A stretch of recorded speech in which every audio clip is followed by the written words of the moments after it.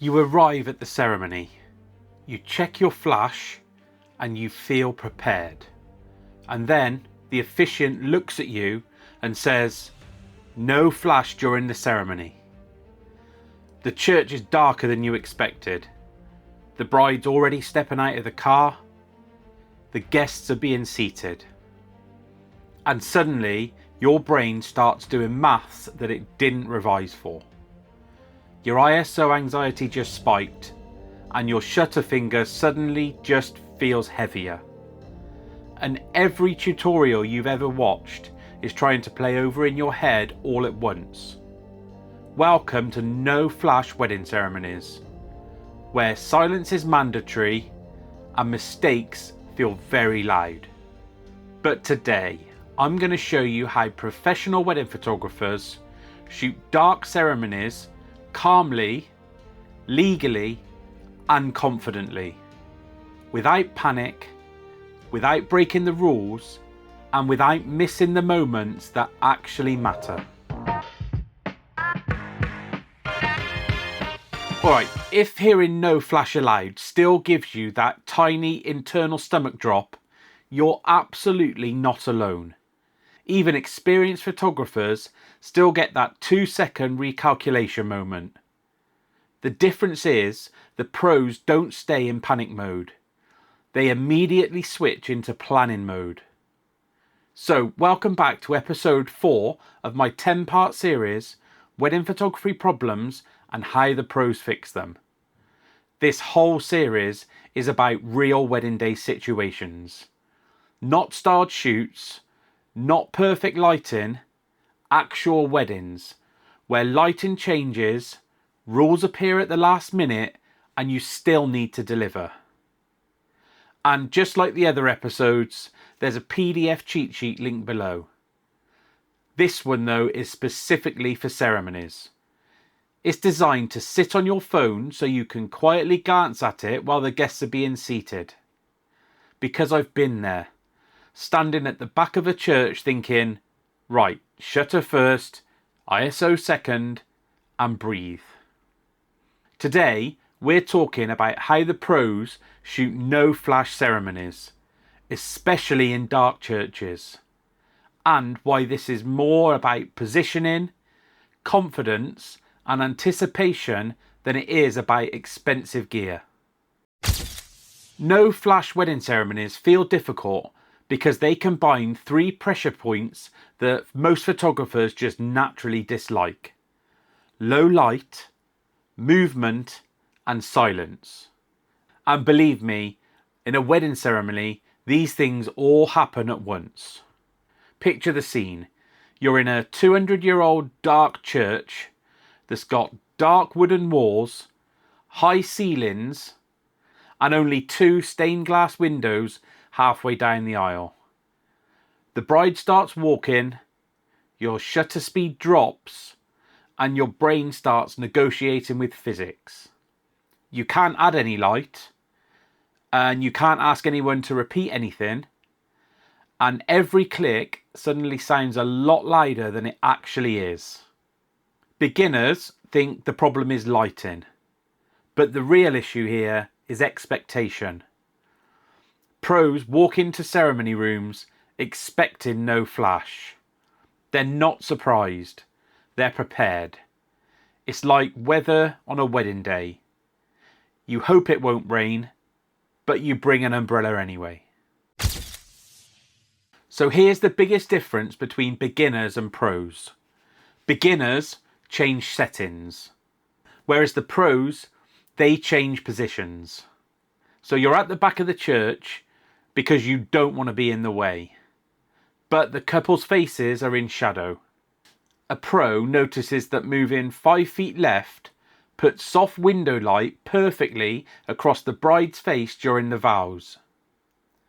The angle isn't symmetrical, but the emotion is beautifully lit.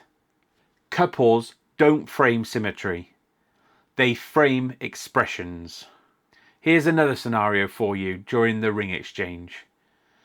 The altar lighting is brighter, so the pros will quietly reposition before the moment happens, not after. You're not moving constantly, you're moving intentionally. Believe me, 5 feet to one side or the other can turn a meh photo into a hero image. Ceremony noise is actually one of the biggest psychological barriers. Yes, you've got to be respectful, but don't become afraid to press the shutter. Silent shutter, I hear you say, is great. Yeah, until rolling shutter distorts someone's hands mid-gesture. So here's a real world example. During the vows, you might take one photo every 10 to 15 seconds. During the first kiss, you might take a short 3-frame burst. The pros aim for invisible presence, not absolute silence. Because missing the kiss because you were scared to click, that hurts far more than a quiet shutter ever will. ISO fear is huge. But here's the real truth. Most ceremony photos that you admire online were shot at 3200 ISO or even higher. I've delivered albums with some shots shot at 8000 ISO, and couples still printed them large. Why? Because emotion beats perfection. Imagine this. You get a shot of a grandfather wiping a tear. You either shoot at 6400 ISO and get it sharp, or ISO 800 and miss it entirely. I know which one I would choose. Noise is fixable. Moments are not. Shutter speed protects memories. ISO simply enables it. Lens debates are endless, but real weddings decide for you. If movement's allowed and the light is low, then prime lenses shine. If you're stuck at the back of a dark church, then a zoom lens is going to save you. I've shot entire ceremonies on a 35mm prime, and I've shot others entirely on a 70-200. Pros don't marry the lenses, they marry the results. Common mistakes that I constantly see are standing in the darkest corner, checking the LCD after every shot, and spraying and praying out of nerves.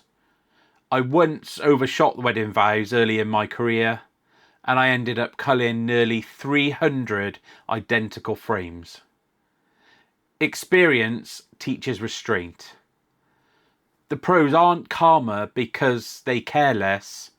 They're calmer because they've seen it all before and know exactly how to deal with it. Ceremonies aren't about volume. They're about anticipation. The vows, rings, kiss, signing of the register, and the recessional shots. Once you see the rhythm, ceremonies stop feeling chaotic and they start to feel really controlled. That is when your best work happens.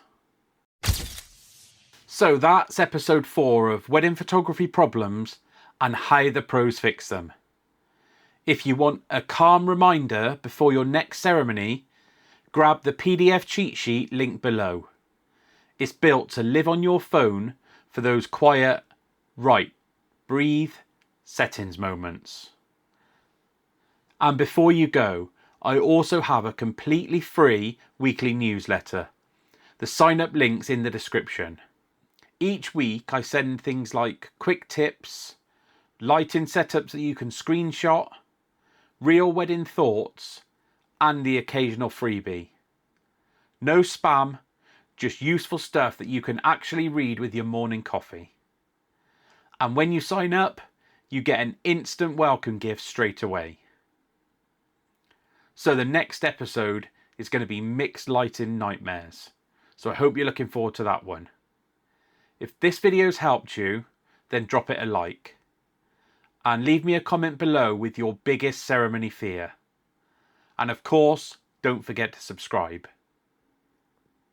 And if you want extra tips between uploads, don't forget the newsletter link below.